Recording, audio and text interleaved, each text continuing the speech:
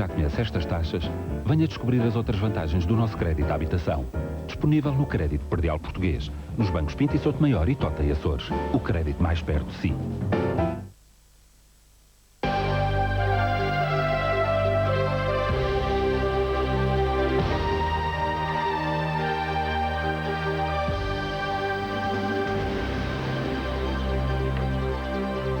Boa noite. Xanana Gusmão poderá dirigir-se aos timorenses em Dili dentro de muito poucos minutos. De acordo com a agência noticiosa France Presse, que cita uma fonte militar australiana, o líder do CNRT já se encontra em Timor-Leste. Há, no entanto, informações contraditórias da parte da assessoria de imprensa de Xanana, que afirma que ele se encontra ainda em Darwin. Apesar destas informações, os militares da Interfet distribuíram nas últimas horas panfletos nas ruas de Dili a apelar a todos os timorenses para se concentrarem junto ao antigo Palácio de Governadores para ouvir Xanana Gusmão. De acordo com esses panfletos, Xanana Gusmão deverá dirigir-se aos timorenses às 10 horas da manhã, hora local, 3 horas de Lisboa. Já foi, aliás, formado um cordão de segurança na zona do Palácio, na expectativa da chegada de Xanana Gusmão. A confirmarem-se estas informações, o líder da resistência timorense deverá começar a discursar dentro de menos de meia hora. O Último Jornal vai manter-se naturalmente atento a todas as movimentações e voltará ao assunto logo que surjam mais notícias. O secretário-geral da ONU, Kofi Annan, já escolheu o homem que irá assegurar a administração do território durante a fase de transição. Trata-se de Sérgio Vieira de Melo, um diplomata brasileiro. É ele que vai ser o chefe da UNTAED, a Administração Transitória das Nações Unidas em Timor-Leste. O nome de Vieira de Melo precisa, no entanto, ser aprovado pelo Conselho de Segurança para entrar em funções. Sérgio Vieira de Melo é subsecretário-geral da ONU para os assuntos humanitários. Já esteve este ano assumiu no Kosovo o papel de representante especial do secretário-geral da ONU. Vieira de Melo tem grande experiência em missões humanitárias e de manutenção de paz, nomeadamente no Bangladesh, Sudão, Chipre, Líbano e Moçambique. A nomeação de Vieira de Melo para a UNTAED deverá ocorrer nas próximas horas.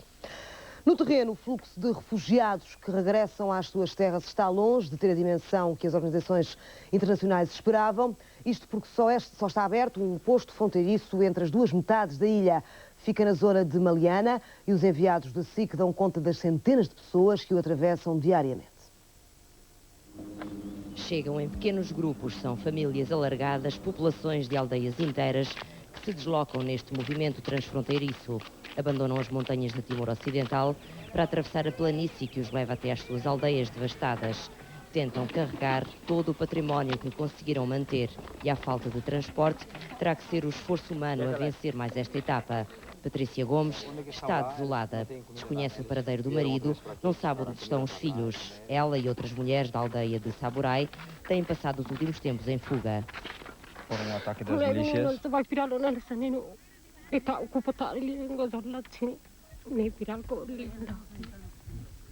Foram um ataque das milícias e as milícias logo por trás com armas e mandaram eles refugiar para o Timor Ocidental. Eles foram a pé ou foram transportados? Imibane lauretka imisa sekareta.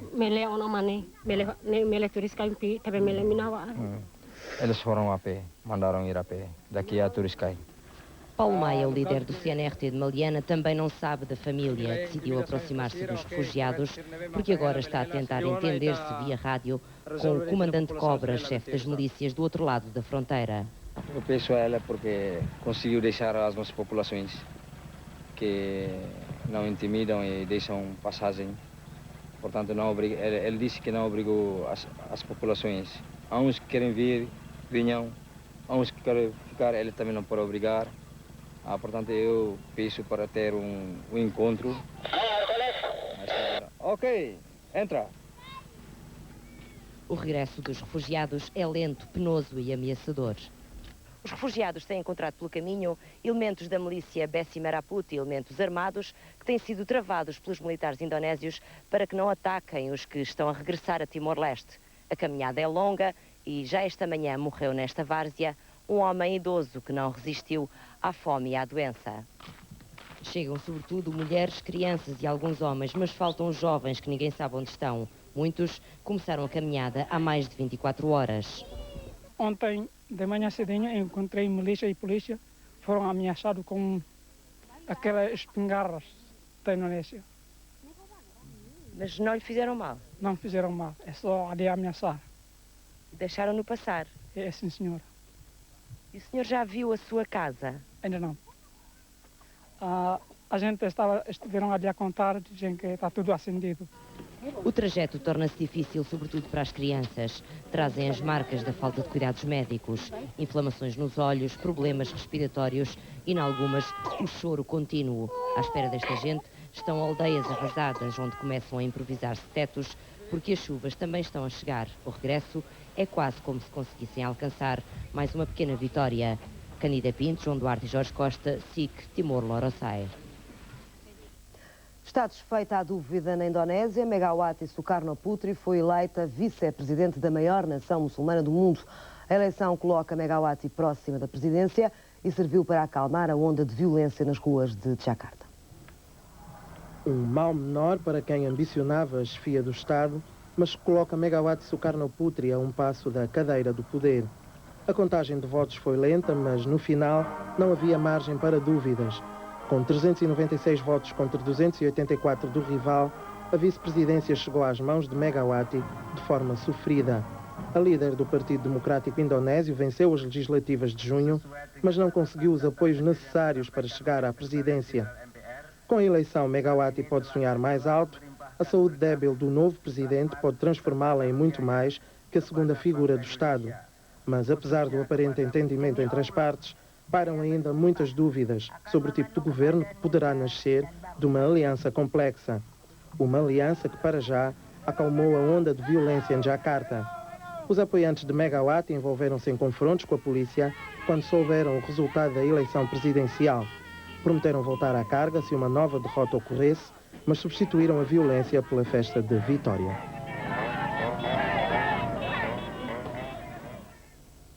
Por cá já há um novo governo, o 14º Governo Constitucional, tem 17 ministros. Os convites terminaram ontem à noite e os nomes foram divulgados hoje às 8 da manhã. As surpresas são muito poucas. Baralhar e dar de novo. No topo do Executivo, logo a seguir a António Guterres, surge Jaime Gama, promovido a Ministro de Estado. Jorge Coelho passa a ter um lugar central no governo, acumulando o Ministério da Presidência com as obras públicas. Pina Moura consegue a pasta mais forte deste governo, abraçando as finanças e a economia. E Ferro Rodrigues também passa a Ministro Coordenador. E o que são os ministros coordenadores? Perguntará o espectador. Veja neste quadro como Pina Moura e Ferro Rodrigues passam a ter poderes sobre outros ministros. Pina Moura vai coordenar Elisa Ferreira e também Capolas Santos. A mesma lógica sobra para Ferro Rodrigues, que manda, entre aspas, na nova Ministra da Saúde, a regressada Manuela Arcanjo, e no novo Ministro da Educação, o promovido Guilherme de Oliveira Martins. Como o novo governo não é simples de explicar, voltamos ao topo da hierarquia para ver que Fernando Gomes é Ministro da Administração Interna, mas também é adjunto de Guterres, conseguindo os pelouros das autarquias, descentralização e desporto, que é como quem diz o Euro 2004. Armando Vara passa a estar debaixo do chapéu de chuva de Guterres e assume as pastas da Comunicação Social, Juventude e Toxicodependência. Faltam 7 ministros, a começar pelo curioso Ministério da Igualdade, com a despromovida Maria de Belém.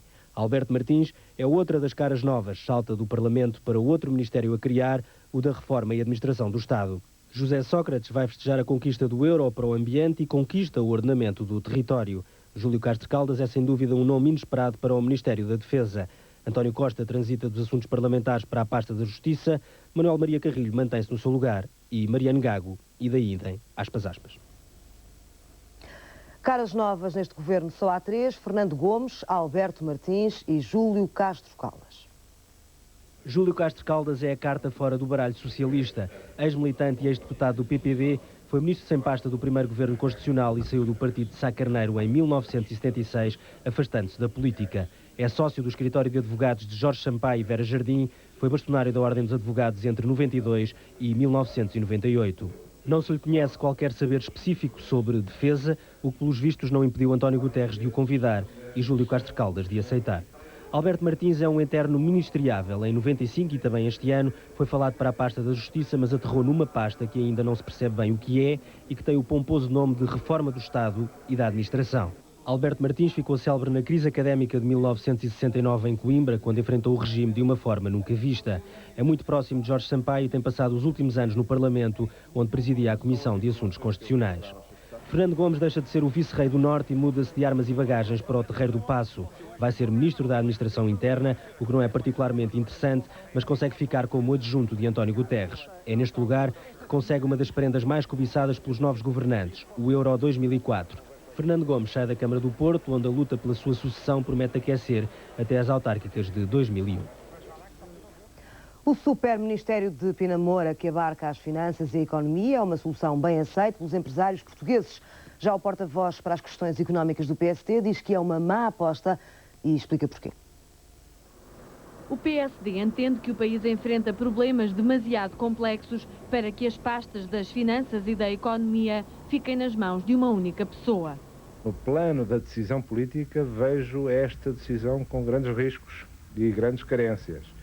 E até admito uma coisa, é que provavelmente esta decisão terá que ser alterada a prazo não muito longo, porque não vejo, de facto, que por aqui se possam atender os problemas da economia, da macroeconomia, ao mesmo tempo que os problemas da microeconomia, digamos, dos problemas de natureza estrutural.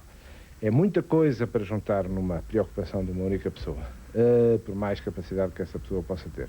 Já as associações empresariais em geral estão satisfeitas, tanto com a nomeação de Pina Moura como com a fusão finanças-economia. Nós defendemos que o Ministério das Finanças tem tendência a acabar. Tem tendência a acabar e, quanto mais nós nos integrarmos na União Europeia, mais teremos necessidade apenas do Ministério do Orçamento e do Ministério do Tesouro, porque a política fiscal será harmonizada em termos comunitários, todas as outras linhas de orientação que hoje existem no âmbito do Ministério das Finanças serão conduzidas a nível global da União Europeia. Portanto, acho que é este o caminho e estamos no caminho certo e penso que também temos o homem certo. Isto tudo depende da qualidade das pessoas, a qualidade dos ministros e as equipas que esses ministros conseguirem arranjar. Se o ministro for bom, os ministérios serão bons.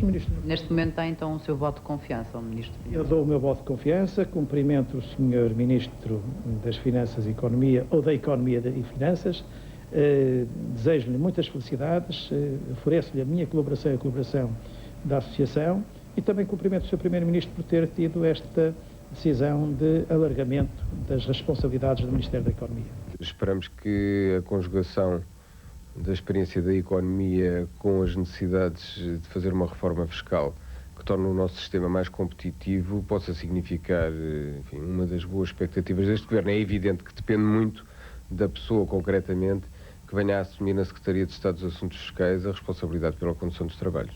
Em relação ao ministro Pina Moura, pensa que poderá ser mais fácil o diálogo com ele do que com o anterior ministro das Finanças? Vamos a ver. Olhando para o papel de super-ministro que Pina Moura passa a desempenhar no governo, o editor de Economia da SIC enumera as principais tarefas que o esperam e deixa uma grande dúvida sobre a possibilidade de, desta forma, levar a cabo a famosa reforma fiscal. Seguramente que António Guterres arranjou um novo ministro das Finanças que não vai faltar aos Conselhos de Ministros. Pelo contrário, Pina Moura terá muito gosto em coordenar a sua área, agora alargada, perante os outros colegas do Executivo. Seguramente que António Guterres ganha na cadeia de comando com este super-ministro que é da sua confiança pessoal. É verdade que Pina Moura tem formação académica em economia monetária e financeira, mas não tem suficiente experiência governativa na área das finanças públicas, na elaboração de orçamentos, nem na gestão da complexa e ainda muito atrasada máquina fiscal portuguesa. Na Europa, os ministros das Finanças tendem a ocupar a pasta da economia, mas praticamente todos os países já fizeram reformas fiscais profundas e Portugal ainda não. Sinceramente, não estou a ver o ministro Pina Moura a mandar aplicar os métodos indiciários aos liberais e às empresas que fogem ao fisco. Não estou a ver a aplicar a curto prazo o novo modelo do imposto sobre o património que a Comissão presidida por Medina Carreira já tem pronto. E muito menos a aplicar as novas taxas sobre as ações das empresas que são propostas nesse estudo. Mas haverá também um problema de tempo disponível. Pina Moura terá de acompanhar a elaboração dos orçamentos e defendê-los no Parlamento. Participar nos Conselhos Europeus de Ministros das Finanças, equilibrar as grandes empresas públicas ainda deficitárias, realizar as privatizações que faltam, visitar as regiões e setores económicos em dificuldades, atender aos pedidos dos empresários do comércio, do turismo e ainda resolver o complexo caso Champalimau-Santander que acaba de herdar. Enfim, um sem número de tarefas a somar à coordenação do planeamento e da agricultura. Certamente que algo terá de ficar para trás e, na minha opinião, o que corre grandes riscos é seguramente a reforma fiscal. E no primeiro comentário ao novo governo, a oposição em peso considera que não há nem caras novas, nem grandes mudanças. As áreas atribuídas ao Dr. Jorge Coelho, primeiro responsável pela máquina do Partido Socialista, fazem-nos temer pelo acentuar do clientelismo no Estado e pela confusão e pelo agravar da confusão já existente entre o Governo e o Partido Socialista. Certas escolhas indiciam o recurso a critérios meramente partidários de redistribuição e reequilíbrio das tendências internas do Partido Socialista. Ao delegar tarefas de coordenação em alguns dos seus ministros, parece depreender-se que o engenheiro António Guterres pretende privilegiar a gestão da Internacional Socialista em detrimento da governação do país. Não é propriamente um governo novo, é um governo remodelado para continuar velhas políticas. Duas breves questões ainda. Uma sobre a junção do Ministério da Economia e do Ministério das Finanças. Parece-nos que é um elevado risco de aumentar ainda mais a subordinação da economia real, dos interesses dos pequenos e médios empresários, dos agricultores, enfim, da própria qualidade de vida dos portugueses, aos interesses da grande finança, sobretudo sendo conhecidos as inclinações e amizades do indigitado ministro para com os grandes grupos financeiros deste país. Este modelo de governo socialista revela um objetivo principal que decorre da necessidade de satisfazer as clientelas em vez de satisfazer as necessidades do país. É um governo em que até se criam postos de trabalho para os políticos em vez de se recrutarem os melhores políticos para governar e resolver os problemas do país. Pode-se mesmo dizer que parece um governo pensado para dar lugar a pessoas em vez de ter sido concebido para governar Portugal. É um governo de ajustes de contas. É por isso que o João Cravinho é expulso pela porta baixa do governo e até é aberta a reentrada ou a chegada de políticos que há muito tempo ambicionavam por meras questões de carreira, como o Dr. Fernando Gomes ou alguns outros que ficam apesar das prestações que levaram a que saíssem de ministérios muito conturbados. É também um governo de ajuste de contas porque é um governo que estimula esta lógica, a senha do aparelho do Partido Socialista, por exemplo, que à margem do governo se lança contra o governador civil de Braga, o Pedro Bacelar de Vasconcelos, cuja expulsão do seu cargo é anunciada em conferência de imprensa. As opções adotadas por António Guterres merecem também um comentário do editor de política da SIC. A primeira dificuldade é ver-se neste governo um governo novo. A maior dúvida é a eficácia do Ministério de Pina Moura. António Guterres prometeu um governo novo e não um governo remodelado. O governo que apresentou hoje não é seguramente um governo novo, mas talvez não seja apenas um governo remodelado. É um governo com muitas trocas de lugares, como se os ministros tivessem estado a jogar à cadeira nos últimos dias. Dos que trocaram de lugar, o caso mais espantoso é, sem dúvida, o de Maria de Belém, que aceita uma despromoção sem pestanejar. Para quem estava habituado à pasta da saúde, tomar conta de um Ministério para a Igualdade é o mesmo que passar à clandestinidade. Os nomes que entram são sintomáticos. António Guterres está com pouca imaginação e já não tem ou não quer ter capacidade para trazer novas pessoas para a política. Dos nomes que saem, vale a pena olhar sobretudo para João Cravinho. O seu ministério foi dividido por 3, deu-se ao luxo de recusar a pasta da Defesa e vai para o Parlamento como vencedor em Aveiro, onde pode dar muito trabalho ao governo. Apesar da saída de Cravinho, o primeiro-ministro continua a acreditar em superministérios. O poder que concedeu a Joaquim Pina Moura é um caso ímpar em Portugal. É certo que Pina Moura tem uma capacidade de trabalho invulgar. O problema é que vai trabalhar tanto que pode ficar sem tempo para governar. O Instituto Politécnico da Guarda foi hoje fechado a cadeado. Desta vez o protesto foi dos alunos que não concordam com a greve dos professores da Escola Superior de Tecnologia e Gestão. Portões acorrentados, pneus a arder, estudantes na rua. Desta vez são eles que protestam. Os alunos do Instituto Politécnico da Guarda sentem-se prejudicados com a greve dos seus professores. Os protestos subiram de tom quando tiveram conhecimento de um novo pré-aviso de greve para a próxima semana. Para os estudantes do IPG, os professores estão a agir de má fé e pedem uma requisição civil. Parece-nos que não está em boa fé na tentativa de uma resolução pacífica e essa resolução, portanto, parecia-nos a nós viável. Neste momento, e depois das deliberações que ontem a Associação de Estudantes na reunião geral de alunos vai tomar, nós vamos, junto ao Ministério, pedir que haja uma requisição civil de professores. Não podemos admitir que esta situação continue, sob o grave prejuízo que traz para os estudantes. Exigimos, de facto, portanto, que a Assembleia Geral do IPG reúna, que estes problemas sejam abordados e que haja uma preocupação da parte do Ministério no sentido de pôr cobro a toda uma série de situações que existem nesta instituição e que, de facto, as aulas para a semana começam. Os professores, por seu turno, compreendem esta posição tomada pelos alunos, mas não estão dispostos a ceder enquanto não forem atendidas as suas pretensões. É preciso aqui frisar que a nossa luta não é contra os alunos, a nossa luta é contra o diretor. O diretor esse que tem posto na prática, em execução, condutas que não são compatíveis com o nosso estatuto de docentes e nós pensamos também com a dele. Estamos dispostos a encontrar um caminho, mas não abdicamos das nossas justas representações. Os portões do Instituto Politécnico da Guarda vão manter-se encerrados durante todo o dia de amanhã. Na próxima semana, se não houver uma reação do Ministério da Educação ou da Assembleia Geral do Instituto, o protesto vai repetir-se. O mau tempo atingiu hoje com violência o arquipélago dos Açores. Ondas gigantescas de 8 a 10 metros de altura invadiram a zona baixa da freguesia de Rabo de Peixe, na ilha de São Miguel. Os prejuízos são elevados. Ondas de meter medo invadiram terra e entraram pelas casas adentro. O recheio de algumas habitações está destruído ou danificado. Não houve feridos, mas o susto não podia ter sido maior. Eu tinha aqui 3 crianças pequeninas aqui, quando me entrei, os pequenos estavam aqui, essa minha nora cheguei e peguei nos pequenos, ela abracei-se, ela ficou toda pingando, abracei os pequenos e ela correu para o quintal. E ela, quando correu para o quintal, abriu para a porta do quintal, o mar fez louco, tudo, que foi entrar lá atrás do quintal, encheu-me o quintal cheio de água e ela sempre com as crianças a aguentar. Danos pessoais não há, mas realmente as casas estão em péssimo estado. Por prevenção, estas pessoas vão dormir esta noite em casa de familiares. Nesta zona de pescadores, o pior foi a destruição do material e equipamento de pesca. E eu me fiquei assim a pé e fiquei assim, não. A minha vida é assim, deve ficar parado, menos a um mês. O porto de Rabo de Peixe está em obras e ficou seriamente danificado. Os pescadores não se lembram nunca de ter visto vagas tão grandes como as de hoje. Isso não é nada porque o da agora teve. O da agora teve aí memórias, nem tempos somos velhos. Eu nunca me lembro, eu tenho 44 anos, eu nunca me lembro de memória desse tamanho como a gente tinha. As medidas de prevenção foram tomadas, as famílias que vivem aqui mais perto do mar vão passar a noite em casa de familiares. O receio maior é quando a maré voltar a encher, e isso prevê-se para o começo da noite, teme-se que nessa altura grandes vagas possam novamente invadir terra. José Macedo, Estevão Gago da Câmara, SIC, em São Miguel.